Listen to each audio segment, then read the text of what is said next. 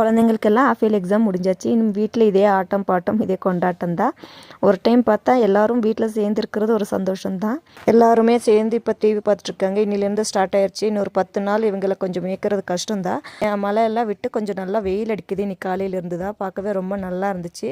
கொஞ்சம் நேரம் அப்படியே வெளியில் நின்றுட்டு ரொம்ப போர் அடிச்சுது. சரி என்னடா பண்ணலாம் அப்படின்னு சொல்லிட்டு அம்மாவோட பழைய சாரி நண்டு எடுத்துட்டேன் மேட் பின்னலாம் அப்படின்னு சொல்லிட்டு மேட் பின்ன ஸ்டார்ட் பண்ணிட்டேன்.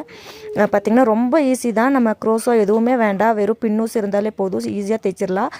நான் முடிஞ்சால் உங்களுக்கு இது எப்படி தைச்சேன் அப்படிங்கிறத ஒரு வீடியோ போடுறேன். ஆனால் ஃபஸ்ட் டைம் இப்போ தான் நானே இதை வந்து தைக்கிறேன். இதை வந்து நேற்று நைட்டு வந்து கம்ப்ளீட் பண்ணாமல் இருந்தது. கொஞ்சோண்டு கம்ப்ளீட் பண்ண வேண்டியது இருக்குது. இந்த மாதிரி ஜாயின் பண்ணிவிட்டு கம்ப்ளீட் பண்ணணும். இப்போ தான் நான் ஃபஸ்ட் டைமே பண்ணியிருக்கேன். எப்படி இருக்குன்னு சொல்லுங்கள். இன்றைக்கி காலையில் நான் ஸ்டார்ட் பண்ணிவிட்டேன். சரி அதை எப்படியோ முடிச்சிடலாம் அப்படின்னு சொல்லிட்டு உட்காந்து முடிச்சிட்டேன்.